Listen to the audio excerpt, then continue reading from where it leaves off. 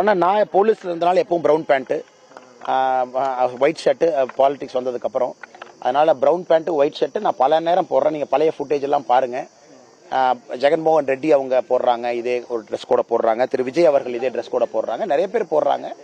நான் என்னோட போலீஸ்ல இருந்து வெளியே வந்ததுக்காக அது எப்பவுமே கூட இருக்கணும், காக்கி இருக்கணுங்கிறக்காக பெரும்பாலும் 9 out of 10 டைம்ஸ் வந்து பிரவுன் பேண்ட் தான் அதிகமா நான் பயன்படுத்துறேங்கன்னா இதுக்கும் வேற எந்த குறியீட்டுக்கும் சம்பந்தம் இல்ல. என்னுடைய ஜனநாயக கடமையை நான் சரியா செஞ்சுட்டு வந்திருக்கேன். அப்படியாங்கண்ணா? அண்ணா நீங்க காப்ப கூட கேட்டா எப்படிங்கண்ணே? எப்பவுமே போட்டிருக்கேன். புதுசா நீ தயவு செஞ்சு இந்த பக்கம் அந்த பக்கம் சேர்த்திடாதீங்க. நான் ஒரே பக்கம் தான் இருக்கேன், சரியான பக்கம் தான் இருக்கேன், நியாயமான பக்கத்துல தான் இருக்கேன்.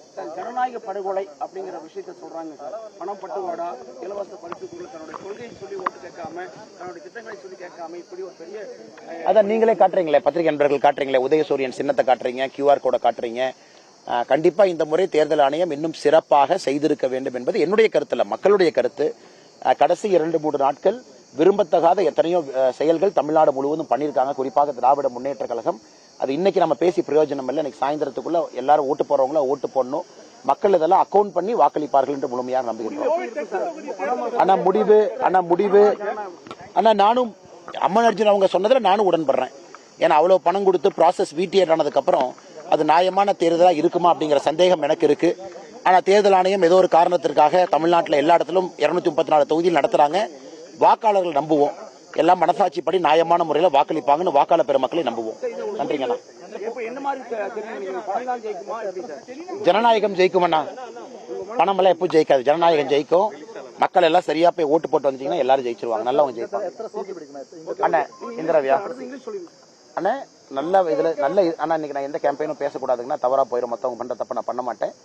ஜனநாயக கடமை இன்னைக்கு செய்யுங்க. நான் நேற்று முன்தினம் வரை என்ன பேசிக்கிட்டு இருந்தனோ தமிழகத்தில் அது நிச்சயமா நடக்கும்.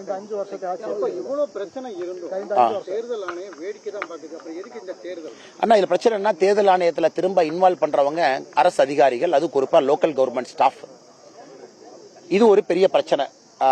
தேர்தல் ஆணையமா இருந்தாலும் கூட கீழே இருக்கக்கூடிய அதிகாரிகள் எல்லாமே லோக்கல் இருக்கக்கூடிய அதிகாரிகள், அரசு பொறுப்பில் இருக்கக்கூடிய அதிகாரிகள். அவங்க நான் குறை சொல்ல, தேர்தல் ஆணையம் இன்னும் கொஞ்சம் இந்த ரெப்ரசன்டேஷன் ஆஃப் பீப்புள் ஆக்ட கடுமையா அவங்க வந்து பிரயோகம் பண்ணணும். ஆனால் அதை பண்ண தவறிட்டாங்கன்னு தான் என்னுடைய தாழ்மையான கருத்து, வேண்டுகோள் கூட. அதே நேரத்தில் தேர்தலுக்கு முன்பே எல்லாம் நடந்துருச்சு. மாடல் கோட் ஆஃப் கான்டாக்ட் வர்றதுக்கு முன்னாடியே செய்ய வேண்டியதெல்லாம் செஞ்சுட்டாங்க. அதை தேர்தல் ஆணையம் இன்னும் கொஞ்சம் விழிப்புணர்வோடு மானிட்டர் பண்ணியிருக்கணும். பல இடத்துல நம்ம கம்ப்ளைண்ட் கொடுத்து கூட ஆக்ஷன் இல்லை. அதனால் இந்த முறை தமிழகத்தை பொறுத்தவரை தேர்தல் ஆணையம் நிறைய பாடங்களை கற்றுக்கொண்டிருக்கின்றார்கள் நம்புகின்றோம். எதையும் தாண்டி வாக்காளர் பெருமக்கள் மனசாட்சியோடு வாக்களிப்பார்கள் என்று நம்புகின்றோம்.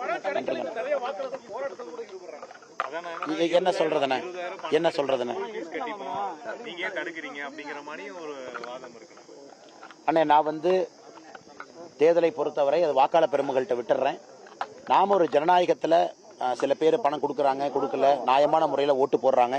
எல்லோரையும் இந்த நேரத்தில் நாம் கேட்டுக்கொள்வது, நியாயமான மனசாட்சிப்படி நீங்க ஓட்டு போடுங்க. யாருக்கு ஓட்டு போட்டாலும் சரி, மனசாட்சிப்படி போடுங்க.